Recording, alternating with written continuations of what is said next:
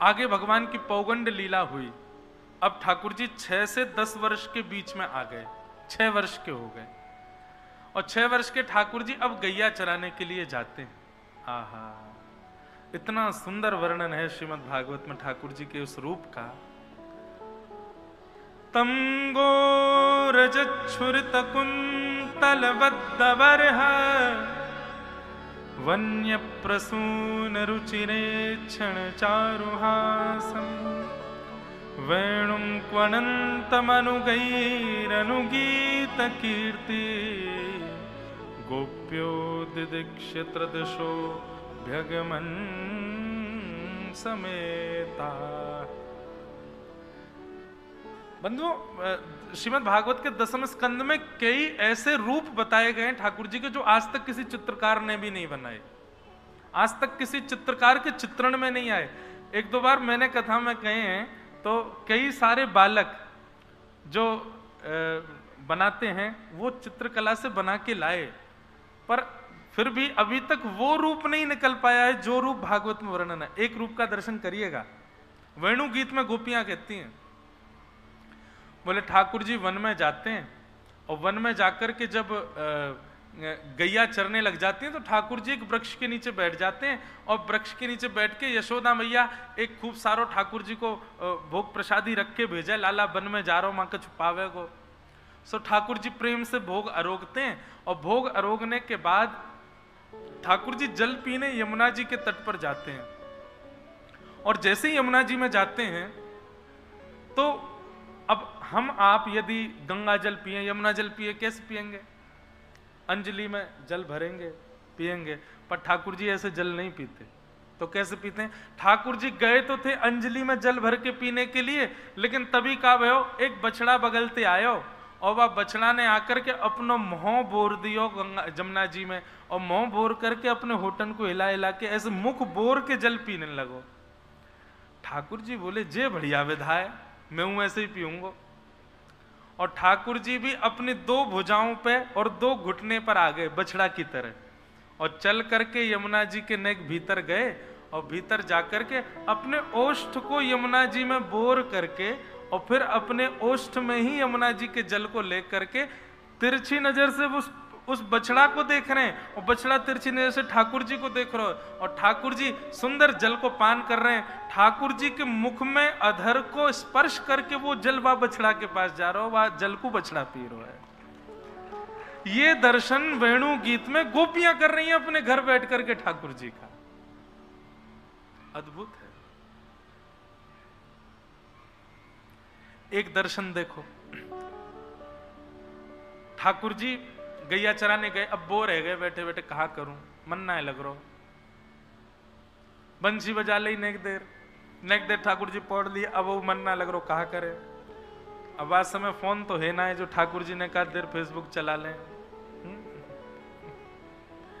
सो ठाकुर जी मन लगावे को कहा करें। ठाकुर जी सुंदर सुंदर पत्रों को तोड़ते हैं और उन पत्रों को तोड़ करके कछु अपने सिर की पाग में बांध लेंगे, कछु अपनी करधनी में बांध लेंगे, कछु यहाँ पे जो बाजूबंद है उनमें फंसा लेंगे, कड़ूलान के पीछे डाल लेंगे। पूरे वनमाली ठाकुर जी बन जाए ऊपर से नीचे तक। और वनमाली बनकर के एक ठाकुर जी के पास श्रृंगी है, वह श्रृंगी को जब नाद करे ना तो गैया पूंछ उठा के दौड़ के आवे कि लाला बुला रहा है।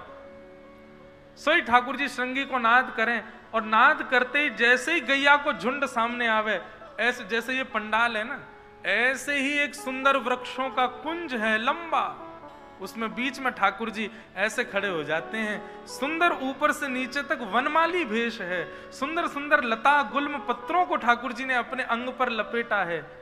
गैया दूर से जब ठाकुर जी को देखती हैं, पूंछ उठा करके सारी गैयाएं दौड़ती हैं, सब ठाकुर जी के अगल बगल जाकर के, कोई ठाकुर जी के यहाँ से पत्तों ले रही है, कोई यहाँ पे चाट रही है, कोई ठाकुर जी के सिर के ऊपर चाट रही है, कोई पामन से ले रही है। अब जब जब गैया अपनी जीभ निकाल के ठाकुर जी को चाटें, सोई ठाकुर जी को गुदगुदी हो और खिलखिला के ठाकुर जी को भी यहाँ भागे वहां भागे, गैया सबरी पीछे भागे, लाल जी गिर जाए तो गैया ऊपर चढ़ के ठाकुर जी को चाट जाए, पूरे लाल जी गीले है जाएं, और जैसे गीले हो में सोई जाकर के ब्रजरज में लौट जामे, ऊपर से नीचे तक अपनो ब्रजरज को श्रृंगार कर ले।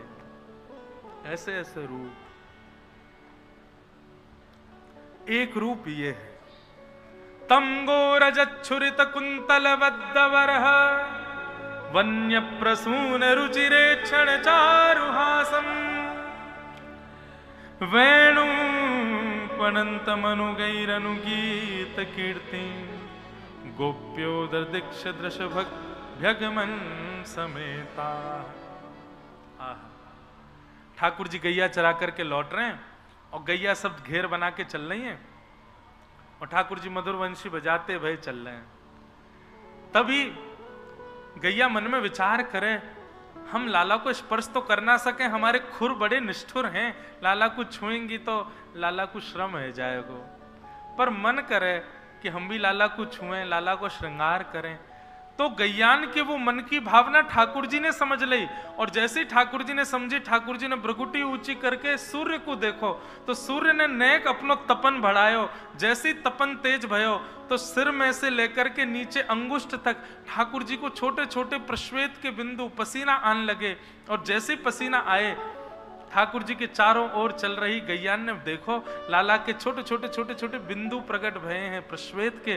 सोई सबरी गैया जोर जोर से कूदें और अपने खुर से रज उड़ामें, वो रज जाकर के लाल जी के सुंदर सुंदर प्रश्वेत के बिंदुओं से जाकर के चिपक जाए और सुंदर मधुर पत्रावली को श्रृंगार ठाकुर जी के मुख पे, हाथ पे, चरणन पे, कमर पे, ग्रीवा पे, सब जगह सुंदर सुंदर आकृति बनकर के प्रकट है जाए। और जैसे ही ठाकुर जी घर पहुंचे, यशोदा मैया लाल जी के रूप को देख कर के नजर उतारे, आरती करे, बलैया लेवे, अरे मेरो लाला इतनो सुंदर लग रहो, तेरो श्रृंगार कौन ने कियो? ठाकुर जी के मैया बता दूंगा लेकिन तू मानेगी ना। बोले कौन ने कियो? बोले सबरी गैयान ने कियो मेरो श्रृंगार। हाँ, ऐसे मधुर लीला। भगवान गैया चराने जाते हैं। वल्लभाचार्य जी ने इसी रूप को देख करके मधुराष्टकम लिखा। अधरम मधुरम वदनम मधुरम हसितम मधुरम चलितम मधुरम वमितम मधुरम हसितम मधुरम मधुराधिपते अखिलम मधुरम। अच्छा, यहाँ पे ये लीला चल रही है। अच्छा ये देखो जय जय, कौन को हाथ हिलाए रहे हो? ओ तो वो कल वाले वहां बैठे हैं। कभी कभी विचार करते हैं सामान्य बालकों की लीला इतनी मधुर होती होगी, लाल जी कितने मधुर लगते होंगे हैं जब ये लीला करते होंगे। अभी रुक जाओ तुम दोनों, उनको अभी हम बताएंगे। मधुराधिपते अखिलम। एक बार मेरा भाव है, कभी ठाकुर जी पूर्ण करेंगे ना, एक बार 2-3 दिन का सत्र केवल मधुराष्टकम सुनेंगे। अधरम मधुरम वदनम मधुरम, ठाकुर जी की मधुरता, उनके एक एक रों की मधुरता। एक पद अभी आने वाला है, नैनन में ही राखूं पिया तो, उसमें एक पंक्ति है, तुम्हारी एक रों की छवि पर जगत वार सब लाखूं, पिया तो है नैनन में ही राखूं। ठाकुर जी कितने सुंदर हैं। बोले अरे उनकी सुंदरता मत पूछो, उनका एक रों इतना सुंदर है कि पूरा जगत न्योछावर करके बार दोगे आप, इतना सुंदर है ठाकुर जी का रों। तुम्हारी एक रों की छवि पर जगत वार सब लाखूं। लोग 1000-500 की नोट ऐसे वारते हैं ना, काउदना ठाकुर जी दिख गए, ठाकुर जी को एक उंगली को एक नख भी दिख गयो तो मन होगो सब वार दूं। ठाकुर जी दिख गए तो कहा होगो, तब कृष्णदास कहते हैं कृष्णदास किए प्राण न्योछावर, अपने आप को ही न्योछावर कर दोगे। लाल जी आते ज्यादा कछुना मुंह पे, मेरे प्राण ही ले लो बस।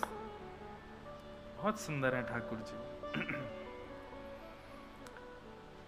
आगे फिर 2 बार अग्नि लगी, दोनों बार ठाकुर जी पी गए। फिर वेणु गीत का प्रसंग आता है, बहुत सुंदर है बंधुओं वेणु गीत। एक श्लोक बोलते हैं, अक्षणवतां फलमिदं न परम विदाम सख्य प्रसूननु विवेशयतोर्वयस्यै वक्त्रं ब्रजेश सुतयोरनुवेणुजुष्टम् यैर्वा निपीत मनुरत कटाक्ष मोक्षम। गोपियां कहती हैं, अरे आंख वालों, यदि आपने इन नेत्रों से दुनिया देख ली और श्याम सुंदर को नहीं देखा तो वास्तव में आपने इन नेत्रों को पाने का साफल्य प्राप्त नहीं किया। गोपियां कहती हैं, इन नेत्रों से कभी श्याम सुंदर को नहीं देखा तो आपने नेत्रों को पाने का उपयोग नहीं किया। भाई खीर मिले तो पालो, उसका उपयोग करो। सोने का पात्र मिले, चांदी का पात्र मिले तो उसमें अमरस भर के पी लो, उसका उपयोग करो। गोपियां कहती हैं, इतने सुंदर नेत्र ठाकुर जी ने प्रदान किए, पर इन नेत्रों से सबको देखा लेकिन श्याम सुंदर को नहीं देखा, तो माफ कीजिए, आपने नेत्र पाकर के उनका लाभ नहीं लिया, आपने व्यर्थ में गवा दिया। और देखो